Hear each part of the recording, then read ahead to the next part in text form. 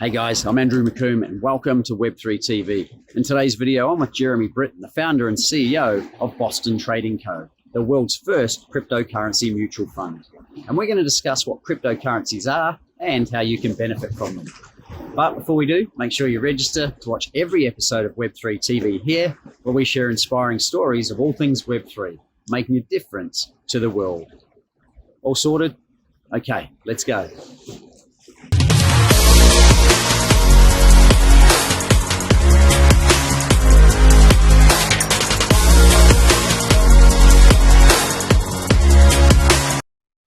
Jeremy Britton, welcome to Web3 TV. Thank you for having me. Jeremy, you're an expert in the crypto space. We often get the question, I know it's a real simple one for you, but what is cryptocurrency? It's a great question. A lot of people ask that question as if it's got a simple answer. And it's kind of like asking someone, what is the stock market? And you need to explain that, you see on the news all day about Tesla, but you don't hear about gold mining companies. And you hear on the news about Amazon sacking their staff, but you don't hear about the bakery down the road, that sort of stuff. So in the stock market, there's like tens of thousands of different companies. And in the cryptocurrency market, there's like 20,000 different cryptocurrencies. They've all got different uses. A lot of them are rubbish, as you would find with many businesses. And that's why the stats are, most businesses that start within 5 years, 3/4 of them are shut down because a lot of businesses start in the wrong sphere doing the wrong thing. So cryptocurrency is basically like the stock market. It's this huge sort of thing that people talk about, but inside of it, there's thousands and thousands of tiny little moving parts. And as I say, a lot of the parts are rubbish. Some of the parts are really good. And those are the ones that actually go on to make people lots of money. And some of the other ones just disappear without a trace. And we've seen that basically, every month since crypto started, you've seen someone like, in the news story, like, I got ripped off, I lost all my money in crypto. And it's great for the media to seize on those stories because much of the media hates crypto. But it's kind of like a story of like, my grandfather lost all his money in the stock market in 1929. It doesn't mean the stock market is bad. We had Enron and WorldCom and, Theranos and these companies who sort of disappeared and took all the investors' money, but that doesn't mean the stock market is bad. There's just a few bad people inside the team, but the team is actually still good and the system is the best one we've got. Cool. So what is cryptocurrency and what's the purpose of it, Jeremy? Again, different answers. Like Bitcoin is the most famous cryptocurrency. I saw a survey the other day that 90% of the people in the world who are connected to the internet have heard of Bitcoin. A lot of them haven't heard of the other cryptocurrencies. But Bitcoin is basically set up as a store of value, like gold. I compare Bitcoin to digital gold because I'm old enough to have been living in the world before the internet. So if I wanted to send you a picture of my cat, I have to send it through the mail. If I wanted to tell you about my birthday, I'd have to write you a letter and send it in the mail. And nowadays, I can email you the cat picture. I can email you the invitation to my birthday. And the communication is just really, really quick. So in the olden days, I would send you a check through the mail or I'd bundle up cash and send that to you in the mail. But nowadays, I can actually digitally send you dollars through the banking system, which is fine, but the banking system has its limitations because for every $100,000 deposit that the bank has, they can lend out $1 million. And this is why banks actually went bankrupt back in the 2008 global financial crisis because they were lending out too much money, much more than what they had on their books. Whereas Bitcoin is designed to be one-to-one, there's no leverage. I have a Bitcoin, I can send you a piece of a Bitcoin. Like if I've got a gold bar, I can send you, a gram of gold or an ounce of gold. It doesn't have to be the entire gold bar. I can do that digitally. And there's a ledger where everybody can see that I've sent you that money. You've got the money. Peter knows you've got the money. So there's no quibbling about, you didn't pay me, I didn't get the check, that sort of stuff. So it's supposed to be, Bitcoin was invented as a trustless system that could not be manipulated by banks, governments, as we've seen with the Canadian truckers. The Canada banks just shut their accounts. And obviously, if you had your life savings in that bank or if you had your life savings in a bank before the GFC, you've lost all your money. So crypto was basically the antidote to the traditional banking system, which has been around for the last 500 years, and saying there's a better way. We can do it digitally, we can do it faster, and we can do it in a way that everybody can see what's going on. So there's no quibbling, there's no crying, there's no one trying to say you didn't send the money or we didn't receive the money or you sent $5 and I only got $4 because the bank took the middle bit out. So that's why Bitcoin was invented. But there's other cryptocurrencies that are invented for other purposes, some for marketing purposes, some for ease of use. Some of them are kind of more like the internet. Back in the 80s, if you had an Apple computer, you could plug it into the phone line and you could talk to another Apple computer and you could actually send email before the World Wide Web existed. And if I had an IBM computer, I could plug it into the phone line and talk to another IBM computer.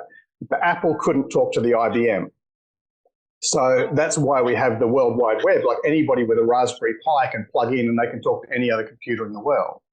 So there's other cryptocurrencies that are basically facilitating the payment network. I want to send you Bitcoin, you want to receive Ethereum, or you want to receive a real estate contract, or you want to receive a digital artwork or something like that. So there's ways of making these different systems talk to each other. As I say, there's a lot of very, very clever ideas.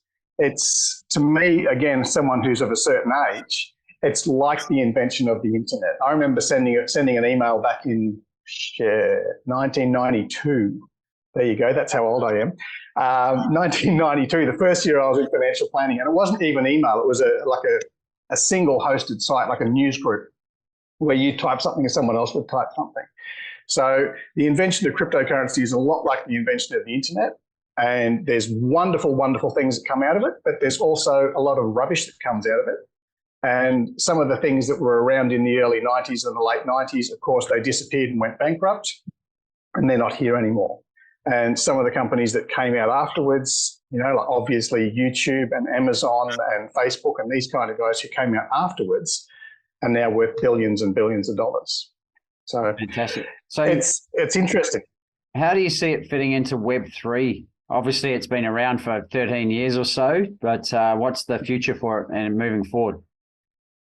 A lot of people ask me what Web3 is. Like, you know, they hear the term bandied about. And some people use Web3 as being synonymous with crypto, like with payment system. So for me, again, being one of those people who actually saw the birth of the internet, Web 1 for me was like, I could go on the internet and I could read a lot of information. I could go onto news.com, I could go onto Nike.com, and I could see a lot of other information that other people had written, usually professionals, usually institutions. I could just read all day long, but I couldn't really communicate with those juggernauts.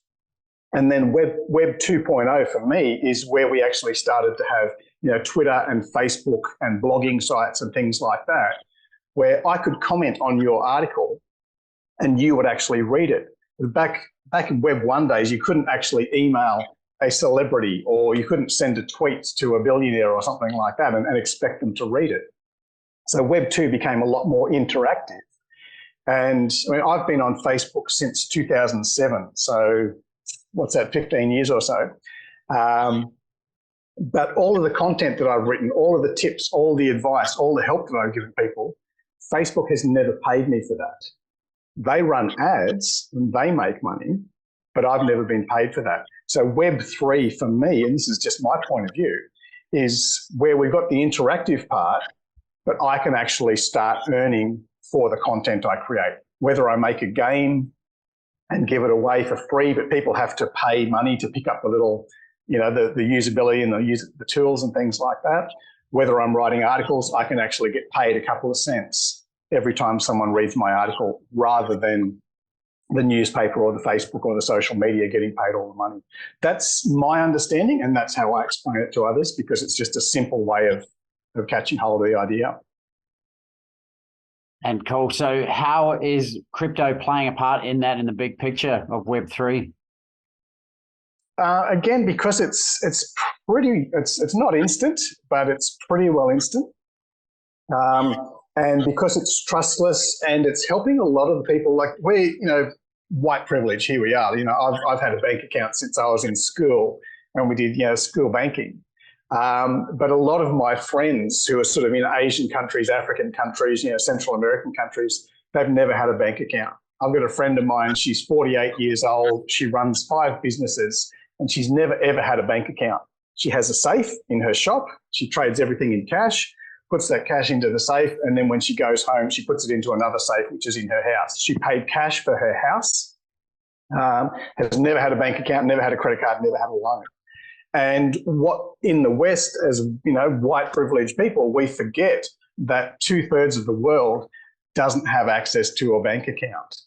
And necessity being the mother of invention, back in, holy cow, when was it? 2010, when I was in Africa for a couple of months.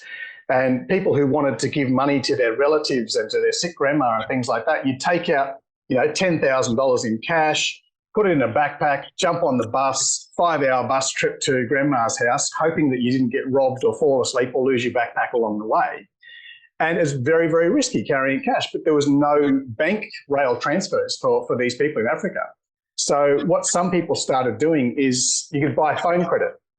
And if you've ever been a uni student, you have the prepaid phone credit where you go into the newsagent or the petrol station and you pay $100 for phone credit and they give you a little PIN number and then you could open up your account. So what these African guys started doing is they'd go into the shop, they'd buy $10,000 worth of credit, and then they would send a text message with the PIN number to grandma. And that grandma's got $10,000 credit on her phone. And then she can text some of her credit to someone else. So these guys actually invented, like a little cryptocurrency system where they could send value to each other without actually using cash, without using the banking system. So that's the origin story of cryptocurrency, but it's grown from there. I mean, obviously, 600 years ago, we had the first banks, which is basically a place where you could store your gold. I've got 4 bars of gold, but I don't want to travel across the Silk Road with them because I'm going to get robbed. So I'll put my 4 bars of gold in with the Knights Templar here. They look after it with their swords and shield. They give me a piece of paper. I can travel across the Silk Road. No one's going to steal a bit of paper because it's just a bit of paper I can hide on my person. When I get to the other end, then I go into the other Knights Templar office, give them the piece of paper, they give me my 4 bars of gold. So that's the origin of the banking system. But these guys, again, started playing with it and lending out more money than what they had on hand. So since we started the banking system, we've started doing loans, we've started doing stock market, we've started doing derivatives and bond markets and things like this. And there's just so much more that's grown out of it. Probably a really great movie to watch if you don't want to read my book is The Big Short. Margot Robbie in the bathtub explaining derivatives contracts. It's an absolute ball. Like, it's a very funny movie to watch, but it does speak the truth. And it actually shows you like a guy gambling at a gambling table, throwing the dice, and then someone else is gambling on whether this guy is going to win or not, and someone else is gambling on whether this guy is going to pay that guy or not. And you start to see how the banking system came from a very simple origins to this massive sort of derivatives, futures, swap market thing that we've got going on now. When you hear on the news, it's terribly, terribly confusing. And they use a lot of jargon that is not fair on the normal people. But once you understand it, and then you can translate what they're saying. It's like when you go to the doctor and the doctor says, oh, you've got some contusions and you've got some lacerations. And you go, well, I don't speak Latin. Am I going to die? And he's like, no, you've got cuts and bruises. And I'm like, cool, give me a Band-Aid and I'm on my way. Once you understand the language, it becomes very, very simple. That's the steps of going through the process and translating this stuff so you can understand when someone's talking about this stuff. It's, Bitcoin is like gold. Ethereum is like silver. Something else is just a marketing coin that they give away, like coupons to advertise their business.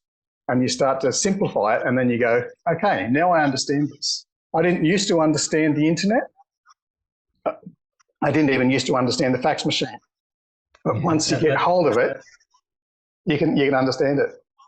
Yeah, no, that's really good insight there, Jeremy. And I guess in terms of making a difference to the world, what do you see as 2 or 3 big changes that the crypto in general can make going forward? I think one of the things, Peter, is the trustless basis of it. Like, I can send you a Bitcoin and people know that you've got that. Like, it doesn't have your name on the account. It's just a wallet address. But anybody can see that wallet address. They don't necessarily know that it's you, but they know that I have sent, $1,000 to you or $10,000 to you, and they know that somebody has received it. It hasn't gone to a dodgy bank account, been lost in the system. It's not like the check went missing in the mail.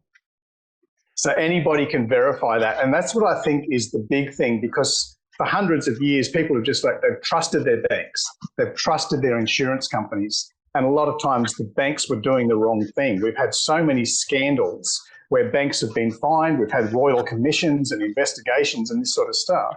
And again, in the stock market where, Enron, WorldCom, Theranos, these sort of people were doing dodgy things behind closed doors, with crypto, the transparency is there that's going to minimize a lot of that. Like 90% of all the deception will be exposed, if not eliminated.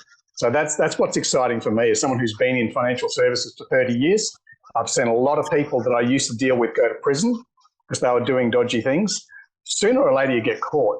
But this way it speeds it up, because within 2 transactions, they know you're dodgy, not within 5 years down the track. Fantastic, Jeremy. Well, it sounds like cryptocurrency is a digital currency that's increasing transparency, which is then increasing trust in the real world with the real investors and users. Would that be a good summary? You put it so beautifully, mate. You're going to write the introduction for my next book. All right, thanks, Jeremy. Well, there it is, guys. I hope you enjoyed this Web3 TV episode. If you've got any questions, leave them in the comments below. And remember, if you'd like to watch every episode of Web3 TV, visit the link below or subscribe to our channel. And remember to hit the bell icon so that we can notify you every time a new episode is released. I'm Andrew McComb, and I look forward to sharing more inspiring Web3 TV episodes making a difference to the world. I'll see you soon.